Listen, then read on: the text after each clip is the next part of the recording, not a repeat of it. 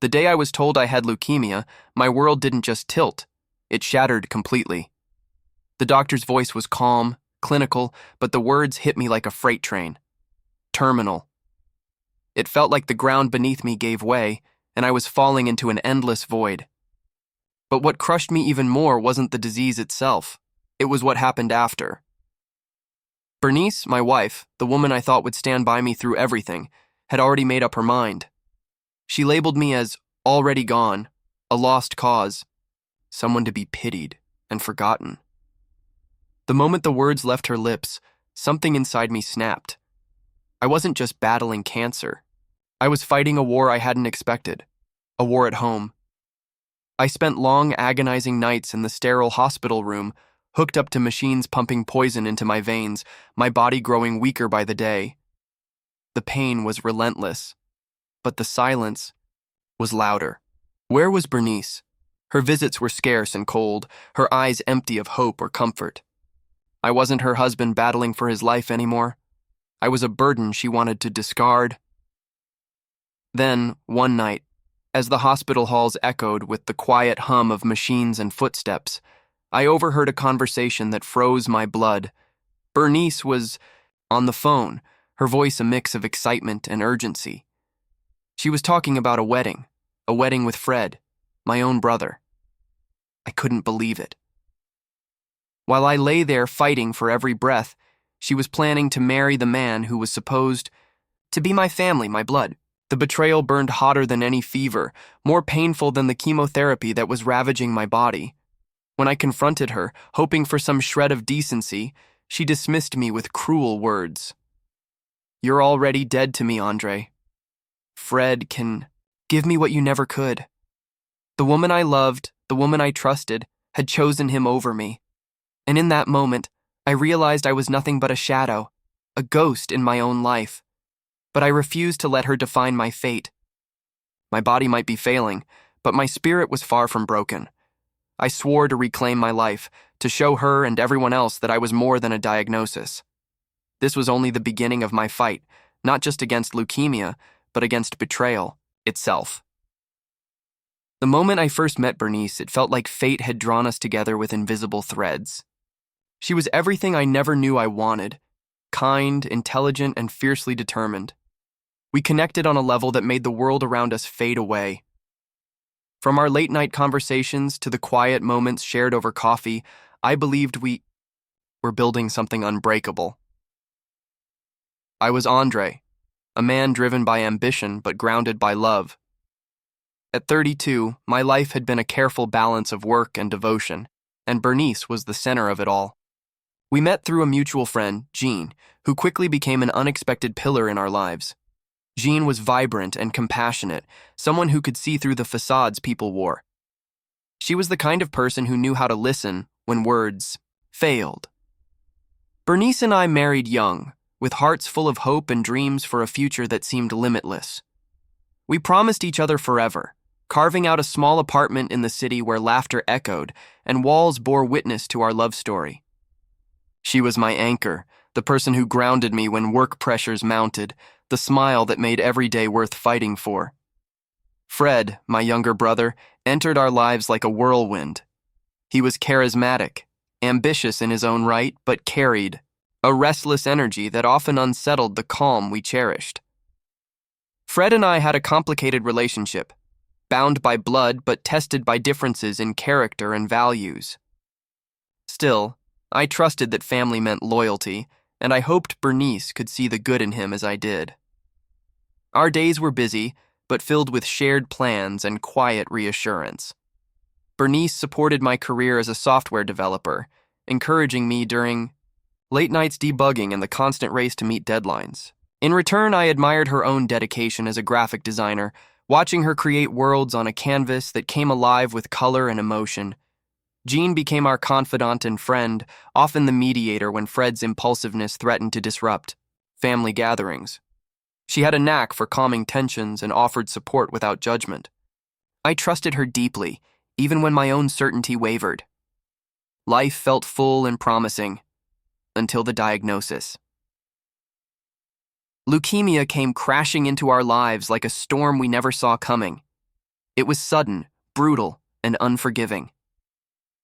The hospital became my second home, and Bernice's visits became less frequent, her warmth replaced by a cold distance I struggled to understand.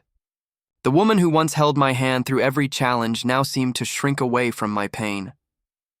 I watched helplessly as the person I loved transformed into someone unrecognizable, distant, preoccupied, and eventually absent. The whispered conversations I caught, the furtive glances, and the growing silence between us spoke louder than words. Fred was there more often, filling the void Bernice left behind. But his presence was different, more familiar, more intimate. I tried to hold on, to believe in the love we had pledged, but the truth was unraveling fast. Bernice began to speak of my illness as if it were a sentence already served. She called me terminal behind closed doors, her voice dripping with resignation. I heard the pain in her words, but also something darker, a willingness to move on before I was even gone. Jean remained my rock. She brought me soup, stayed late to talk, and reminded me of my worth when I felt worthless. Her kindness was a balm to the wounds Bernice's betrayal was inflicting on my soul. Through the haze of chemotherapy and fading strength, I clung to memories of what once was. The laughter, the promises, the dreams, all now shadows cast by the harsh light of reality. As my body weakened, Bernice's resolve seemed to harden. She made plans without me, whispered secrets to Fred, and built a future I wasn't invited to be part of. I was no longer her husband. I was a terminal patient, a fading relic, someone to be discarded. Yet beneath the pain and betrayal, a fire ignited inside me, a refusal to let illness or treachery define my story. I was Andre, a man battered but unbroken. I vowed to face what lay ahead with dignity, to fight not just for my life but for the truth that love is not so easily extinguished. The moment the truth began to unravel, my world tipped sideways. I had thought the hardest battle was the leukemia coursing through my veins, but it was only the beginning. The real war was waged in the quiet betrayals and whispered secrets swirling around me. It started with small things. Bernice's visits grew infrequent, her warmth replaced by cold formality. I caught fleeting glances between her and Fred, my own brother, when I wasn't looking. At first, I tried to ignore the creeping suspicion, telling myself the stress and fear of my illness were clouding my mind, but denial was a fragile shield. One evening, my strength barely holding, I returned home early from the hospital, hoping to surprise Bernice and feel the comfort of home. Instead, I found the apartment unusually still. The faint light under the bedroom door caught my eye. I hesitated, heart pounding, before slipping inside. There they were, Bernice and Fred sitting too close on the couch, laughter spilling between them like a secret shared. Their eyes met mine briefly, flickering with a mix of guilt and defiance. In that instant, I felt the weight of betrayal settle on my chest, heavier than any chemotherapy drip. I wanted to scream, to demand answers, but the words stuck in my throat. Instead, I turned away, retreating into the night, the cold air biting through my frail body. The realization was unbearable. The woman who vowed to stand by me was building a life with my brother, while I was fighting for every breath. Days later, the diary appeared, a forgotten journal Bernice had left carelessly open on the kitchen table. I saw my name etched on the pages, but the words surrounding it tore me apart. She wrote of someone else, someone named Fred, who was becoming the center of her world. The entries were raw, filled with doubts about me and hopes pinned on him. Reading those words, the truth became undeniable. I was no longer her husband. I was a placeholder, a man marked terminal in her eyes, soon to be replaced. When I confronted Bernice, her eyes flashed with anger and something like desperation. "You have to understand, Andre," she said, voice cold and steady. "You're dying. Fred can give me the future you can't." The words cut deeper than any needle. I asked how she could abandon me in my darkest hour, how she could choose him over the vows we made, but she turned away, unwilling to meet my gaze. Fred's presence became more frequent, his visits no longer those of a concerned brother, but of a man claiming what I was losing. He smiled with an edge of smugness, as if the battle was already won. The house, once filled with shared dreams and laughter, felt like a battleground. Every corner held memories now poisoned by doubt and sorrow.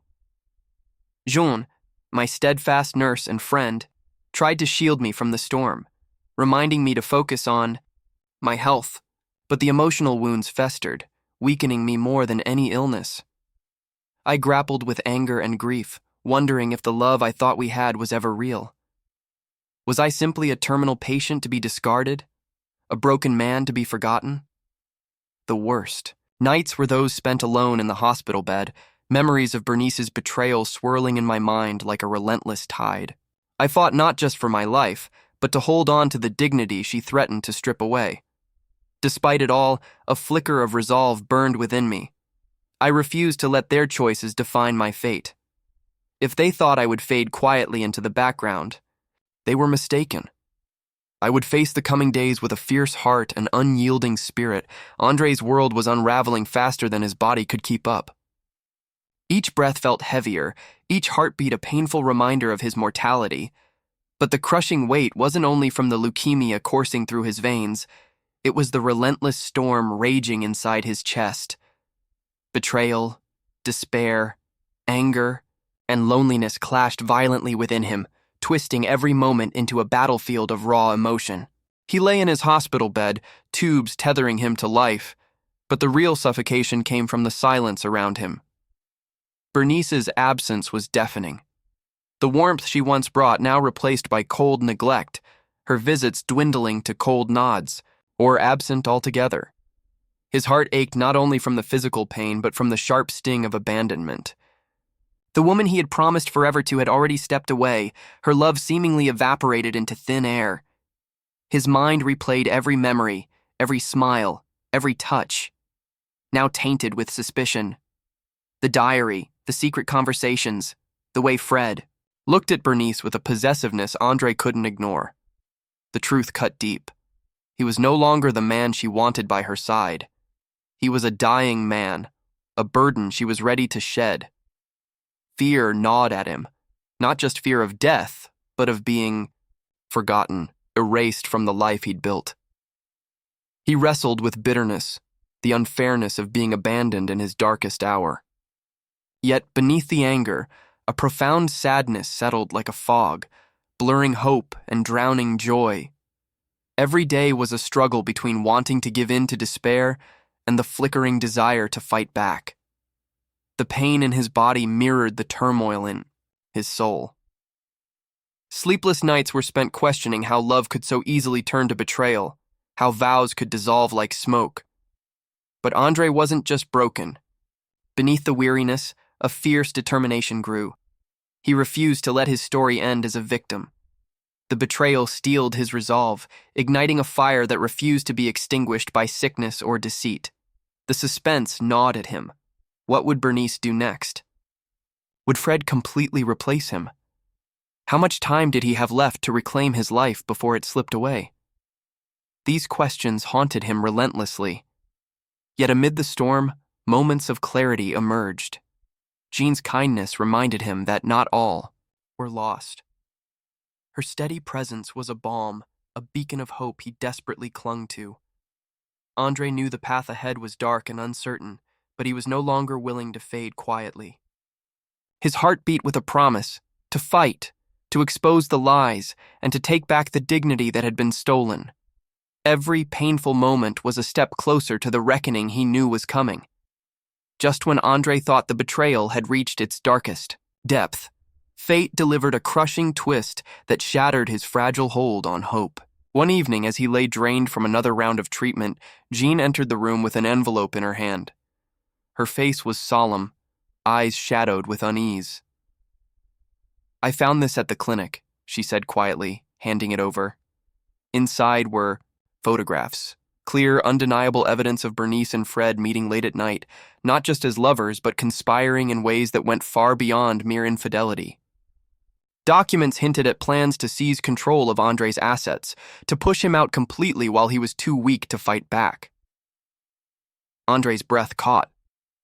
The betrayal wasn't just personal anymore. It was a calculated move to strip him of everything. But the real shock came when Jean revealed what she'd overheard during a conversation with one of the hospital staff. Fred had been manipulating doctors, trying to influence Andre's treatment plans, delaying or altering medication to worsen his condition. It was a malicious scheme to hasten Andre's demise, ensuring Bernice's path to freedom was unchallenged. The pieces fell together like a dark puzzle. The illness, the abandonment, the coldness, all part of a plan orchestrated by the very people Andre once trusted most. Rage and despair swirled within him, but beneath it burned a fierce determination. This wasn't just about survival anymore. It was a fight for justice, for reclaiming his life and dignity. He knew exposing them would come with risks, but the alternative was to let darkness consume him quietly. The stakes had risen, and Andre was ready to meet the challenge head-on. Andre stood in the grand hall, the heavy scent of polished wood and fresh flowers swirling around him, mingling with the tension that thickened the air. The room buzzed softly, with whispered conversations, guests dressed in their finest, their smiles masking curiosity and speculation. Today was the day Bernice would marry Fred, the man who had stolen not just her heart, but everything Andre once believed was his. Tiul, moment he'd dreaded yet prepared for, had arrived. Despite the weakness coursing through his body, Andre's gaze was steady, eyes burning with a mixture of pain, determination, and a quiet fury. He wasn't here as a defeated man. He was here to reclaim what was rightfully his: dignity, truth, and the last shred of respect. Bernice approached, radiant in her wedding gown, her smile fragile and forced. She glanced at him, eyes flickering with a mix of guilt and defiance. Fred stood beside her, exuding confidence, but unaware of the storm about to break. Andre's voice cut through the hum of the room, sharp and clear. Bernice, Fred. Heads turned, silence spreading like wildfire. He took a slow, deliberate step forward, clutching a folder, the divorce papers he had prepared, ready to serve in the most public way possible. The guests watched, breaths held, sensing the tension spiraling. "You married my brother while I was battling for my life," Andre said, voice low but fierce. "You called me terminal behind closed doors, treated me like a ghost fading away. Yet here I stand, alive, breathing, and ready to end this farce." Bernice's cheeks flushed, eyes darting away. Fred's jaw tightened, fists clenched at his sides. Andre unfolded the papers, holding them high. "This is the end of what you stole from me. My marriage, my trust, and my future. I am serving you with this divorce." Murmurs rippled through the crowd, some gasps, others nods of approval. "I was told I wouldn't last," Andre continued, voice rising with emotion. "But I am still here. I fought through the pain, the sickness, and the betrayal. And now, I fight for my life on my own terms." Bernie stepped forward, tears glistening in her eyes. "Andre, please, I was scared. I thought I had to move on. I didn't know how to face what was happening." Her voice trembled, but Andre saw the lie beneath the tears, a selfishness disguised as regret. "I stood by while you planned my replacement," he replied coldly. "And I won't let you erase me," Fred interjected, voice bitter. "You think you can stop this? She's mine now." Andre's eyes locked with his brother's. "You may have taken the vows, but you don't own what was never yours to take," he turned to the guests, his voice steady. "Let this be a lesson. Love is not a possession, and betrayal will never win." The room held its breath as Bernice lowered her gaze, the weight of truth settling over her. Andre felt a surge of relief, not from anger, but from reclaiming his voice, his power, even in the face of illness. This was his victory, not over them, but over despair. He folded the papers, handed them to Bernice with a final look. This chapter is over. The crowd slowly erupted into applause, some out of sympathy, others out of respect. Andre stood tall, knowing that no matter what lay ahead, he had faced his greatest battle, not against disease, but against those who tried to break him. Andre left the wedding hall with his head held high, the echoes of applause fading behind him but a new fire burning within. The fight had never been just about survival. It was about reclaiming every ounce of respect and dignity Bernice and Fred thought they could strip away. In the days that followed, Andre used every last strength to take back control. The documents. He gathered exposed Fred's manipulations, forged signatures, attempts to divert funds, even efforts to influence Andre's treatment.